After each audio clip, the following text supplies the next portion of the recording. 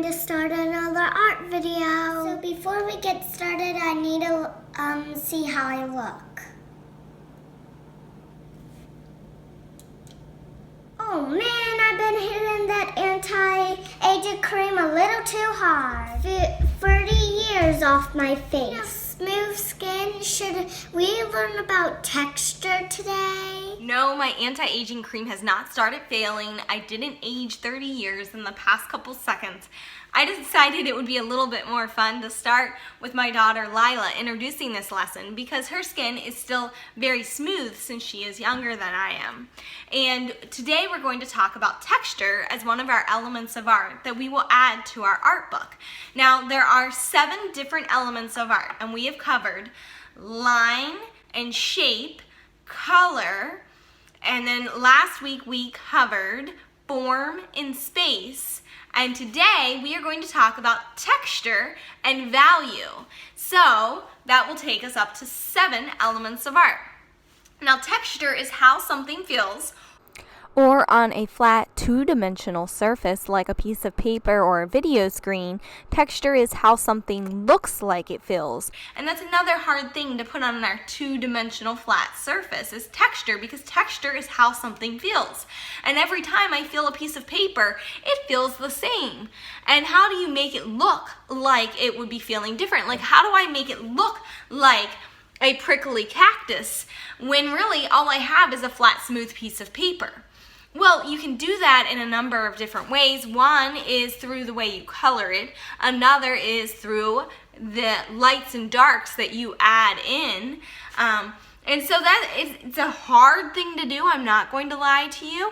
And it might be a little bit before you're able to get textures into your art. I mean, you can think about like puffy cotton white clouds and how you might put that into your art versus, like the blacktop outside, And how do you get those things to look the texture that they are in your art? And it's not easy, but we're in the process of learning. And so we learn now, and we practice some, and we learn some more, and we practice some more. So, like this fabric here is a very rough fabric. It's tulle. It has a lot of rough texture to it. This is actually a little skirt. And because this tulle is so rough, this skirt actually has a layer in here of silk here. And that's because the roughness would irritate the skin. And this silk will not. It's nice and smooth and soft. And so that's why it has that underneath. So like with our friend the cactus here, if I touch him, he is very prickly, and that's a texture. But how do I get that to look like texture on my paper? Well, it might be through the use of value. Like you see, one thing that's showing up is that there's reflected light. You can see up there at the top of the cactus that there is reflected light going on at the top of our cactus, because you can see the white, and that is not just the same color as all the green. It's reflecting light up there. You can also see that those spiky things coming off the cactus, they are a little darker. Now, they're brown because it's in color, but if I transform this into black and white, then I get easy to see value, or at least it looks a little bit easier to see. Now let's get us out of that black and white. So value is the lights and darks in art, and you can have light green and dark green, or you can have like black and white and gray, but black and white and gray makes it a little bit easier to see the lights and darks. Whereas sometimes in color, it is harder to see the lights and darks. Like if I hold this close to you, you can see that this is ridged in here. There's like a line going up. You can see that. And that's because it's slightly darker in there. Now if I turn it back into black and white again, then you can tell it definitely is looking a little bit darker in that ridge. But if I turn it back into color again, it is looking a little bit less light and dark. So I hope this is helping you understand texture and value, but if you don't, I think today's art book exercise will help you understand. I hope you've enjoyed these episodes so far, and I can't wait to make today's project with you. So let's get started. For today's art project, you will need the print off from the PDF. This is sometimes lines are used to create textures, and then it has a little bird and a tree on it. And other times, art is created through lights and darks, which is called value. If you don't have a printer, then you can just write these out and you can draw something that has texture. You also need scissors, you'll need something to color with, and then lastly you'll need a glue stick. So let's get started. So we're just going to cut out these and cut the dotted line off. So take your time while cutting and try to make sure that you do as neat of a job as possible. Since this is our fourth time of doing this, I'm going to go ahead and speed this up instead of talking through the cutting process, because by now I think you probably have a pretty good understanding of how I would like you to try to cut nice and neat. So I don't want to waste your time with me just cutting. Okay, now that we're finished cutting, let's get that other piece of paper out of the way. We'll use that in a little bit, where you're just going to use your tree, your bird, and your words right now. Remember, you can just write those words out if you need to. And here is the art book that we have already done so far. So we have most of our pages in place, but I'm just going to turn through the pages until we get to the page that we're going to use today to show you. It is going to be on the back of this page right here, the forms page, so you can see it. We will start on the back of where you drew your forms, which you probably drew cubes because that's what I taught you last week. We are going to glue the sometimes lines are used to create texture on the back of the forms page. Grab a piece of scrap paper to protect your desk, and grab your glue stick to get ready for gluing this down. You always want to put glue on the back of the item that you are gluing and not on the paper that you're gluing to, because you don't know exactly where you're going to glue it. You don't want too much glue. It can make your paper sticky, messy, dirty, all of that. So put the glue on the back of the item that you are gluing down, and then you press that down really nice and neat.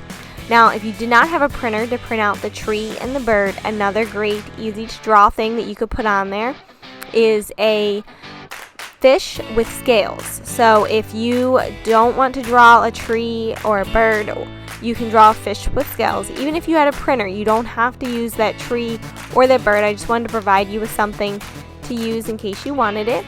But a fish with scales is another great use of texture. Another texture example that's sometimes pretty easy to draw, that's a great use of it, is furriness. So if you want to draw something and make it look furry, like even just a furry ball or something like that, you can do that. Basically, we're looking for an example of texture using a strong use of lines, and that's why I provided to you this tree and the bird, so that way you didn't have to think and try to draw something else, since texture is a more difficult skill. When we go to color this, you will see that using lights and darks of the colors will help bring more texture to your artwork. You can put your bird wherever you want, and you cannot even use the bird or not even use the tree. Next, I'm going to grab my colored pencils and I'm going to color this. I want you to note that I'm using 2 different colors of brown to color the trunk of the tree, because it will add more texture. If you colored the whole thing one color, you would lose some of that texture that is added through the use of the lines. So the lines combined with the use of lights and darks, which we know is our next element of art that we're going to learn. It's called value. So the lines combined with value are making this look like texture on the tree trunk. And so when you are doing art, combining these different elements of art will make for art that is really, really strong and really, really good. And that's why we want to learn these. So I'm going to speed this up while I'm coloring, so that I don't waste all your creativity time with you watching me color, and then we'll move on to the next thing.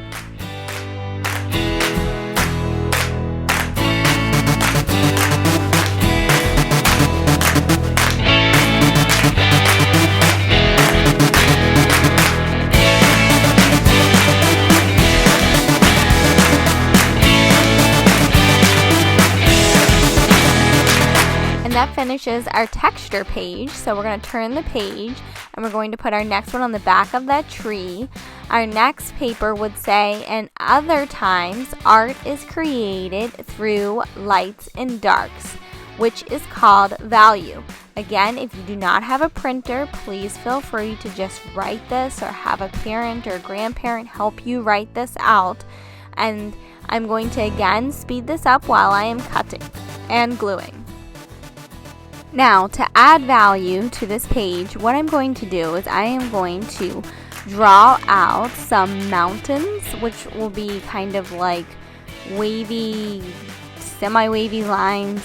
And I want 3 rows of mountains so that I can show you darkest value, middle value, and lightest value with our 3 mountains. So you can see there's a mountain in the front, a mountain in the middle, and now I'm putting in the mountain in the back. If you come up with another way to do value, like maybe just 3 circles that are darkest and middle and then lightest colors. I am going to use blue for my mountains. You could also use purple or dark green if you're doing mountains.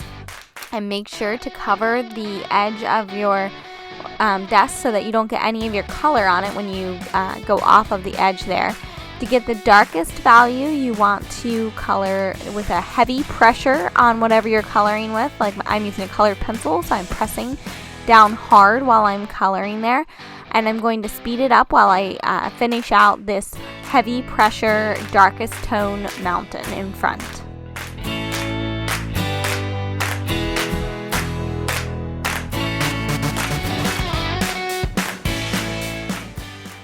Now I'm going to move on to the lightest value. I'm skipping the middle area and I'm going to lightest value because now I know what it's like to press the hardest on my pencil, and now I want to put the least amount of pressure on it possible. So I'm figuring out my 2 extremes right here. If you don't want to try to use your pencil in 2 different ways like this, you could use a lighter blue here if you have another blue.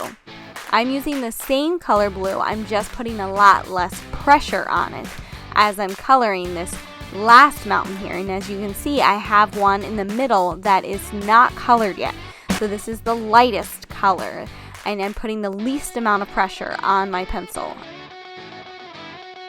I am now working in the middle value there on this page just to show you what that looks like, putting in a medium amount of pressure. So I pressed very hard on my pencil in the very front mountain, and I pressed very light on the pencil on the back mountain, and now I'm trying to put a medium amount of pressure on this middle mountain. Now I will speed it up to finish the mountain coloring.